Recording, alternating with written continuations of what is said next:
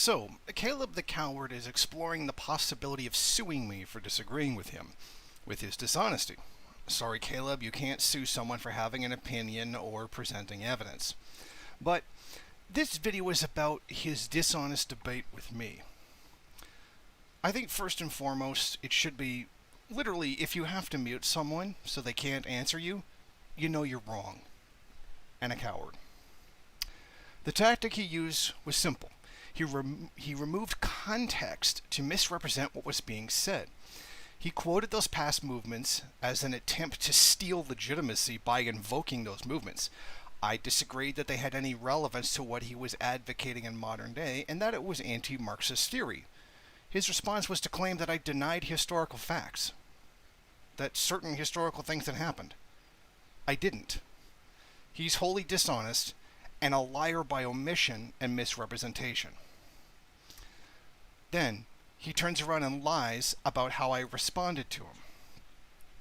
I find it interesting that he supposedly didn't know anything about the trucker protests and what the leaders of it were saying, the fascist racist conspiracy theories and the alliance with QAnon.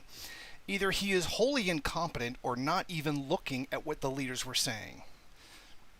So, at best, he's incompetent. At worst, he's a liar. And in my opinion, yeah, given the rest of the debate, he's a liar. Now, what it is the part of the depopulation. And a lot of people don't understand what that means. And what there is there's an end game. It's called depopulation of the Caucasian race, or the Anglo-Saxon. And that's what the goal is to depopulate the Anglo-Saxon race. Because they are the ones with the strongest bloodlines. And we'll leave it at that, because then we get into a whole different topic. But it's a depopulation of race. Okay, that's what they want to do. I've spoken before about how we have Ahmed Ahmadinejad, or Mahmed. I can't say their names very well because I don't have the dialect that they do, but that is Patrick King, the founder and leader of the trucker movement, that Caleb allegedly never heard of. Now, on the topic of lying, Caleb said he supports the LGBTQ community. Well, as someone who has previously spoken to him in private on that subject, that's a lie. If it was, and let's use public things, why would his second-in-command, Keaton Manning, be spreading homophobic speech? In addition, Haas and Samira Khan, also Pat Socks, are protecting the policy of Pakistan to execute people for being homosexual. If this isn't outright hate speech and defense of violence against LGBT, then literally nothing is. It is nothing short of ridiculous that anyone, including Maupin, would claim that Alexander Dugin is not a fascist. He literally founded the Nazbol Party of Russia, a fascist party. He wrote a book, The Fourth Position, claiming that past fascist movements were discredited and that something newer using a mixture of fascist and communist symbols were needed. He very openly declared that he was a fascist. He openly opposed the Soviet Union and was a member of the anti-Semitic Party. Okay? Most troubling is his twisting of Chinese quotes to deliberately misrepresent what Mao and the revolutionary China were saying. He quotes China, but leaves out important additional information which says the opposite of what he claims when it comes to quote-unquote peaceful struggle. At a time when the imperialists in the imperialist countries are armed to the teeth as never before in order to protect their savage man-eating system, can it be said that imperialism has become very peaceable towards the proletariat and the people at home and the oppressed nations, as the modern revisionists claim, and that, therefore, the extraordinarily rare opportunity in the history of revolutions that Lenin spoke about after the February Revolution will henceforth become a normal state of affairs for the proletariat and all the oppressed people of the world over, so that what Lenin referred to as a rare opportunity will hereafter be easily available to the proletariat in the capitalist countries, We hold that these views are completely groundless.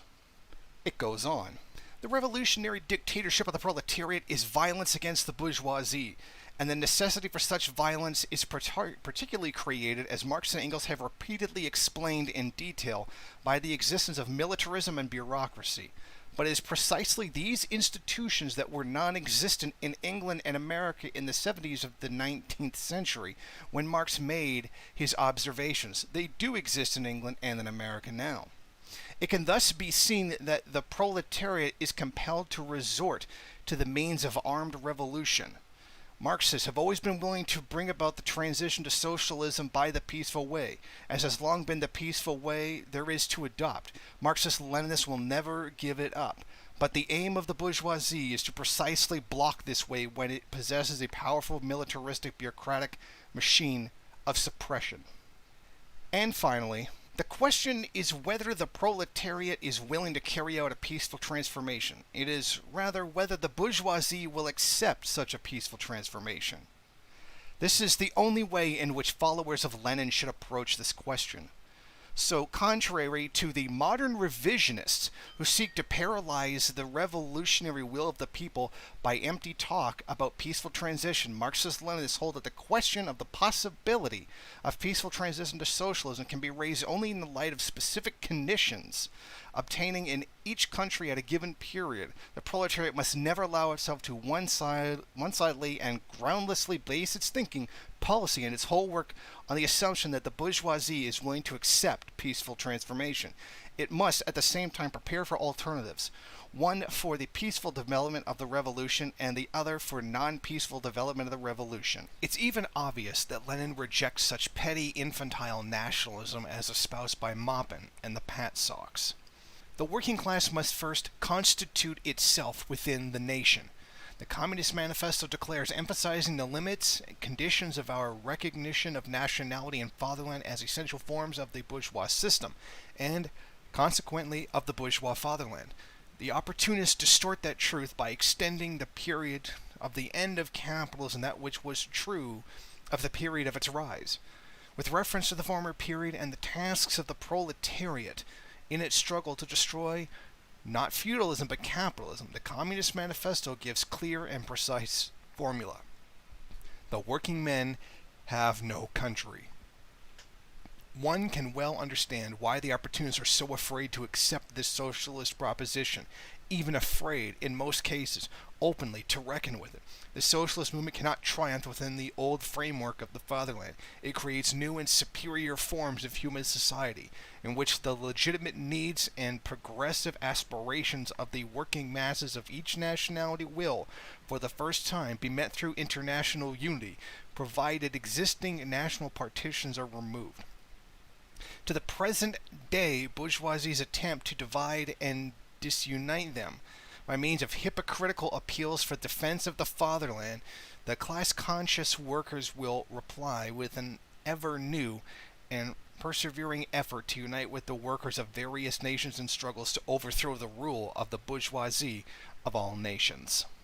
The opportunists have long been preparing the ground for this collapse by denying the socialist revolution and substituting bourgeois reformism in its stead, by rejecting the class struggle within its inevitable conversion at certain moments into civil war, and by preaching class collaboration, by preaching bourgeois chauvinism under the guise of patriotism and the defense of the fatherland, and ignoring or rejecting the fundamental truth of socialism, long ago set forth in the Communist Manifesto, that working men have no country, by confining themselves in the struggle against militarism to a sentimental Philistine point of view. Instead of recognizing the need for revolutionary war by the proletarians of all countries against the bourgeoisie of all countries, by making a fetish of the necessary utilization of bourgeois parliamentarism and bourgeois legality, and forgetting that illegal forms of organization and propaganda are imperative at times of crises. I don't expect intellectually dishonest cretins to actually check Maupin's alleged research. It's important to note that he completely dodged the information Yankee Tanky exposed.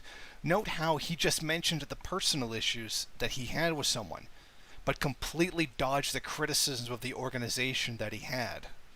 A coward's tactic. Yankee Tanky gave information on Maupin, and that he was running a cult, according to him. The point for him is to sue anyone who disagrees with him. That way, he can silence any disagreement or calling him out on his revisionism. It's a bully tactic. And I'd bet my bottom dollar that he threatened to sue Yankee Tanky for exposing his organization. Everything here is indicative of a narcissistic personality disorder. I'd even suspect Caleb to be a sociopath. But that's just my opinion.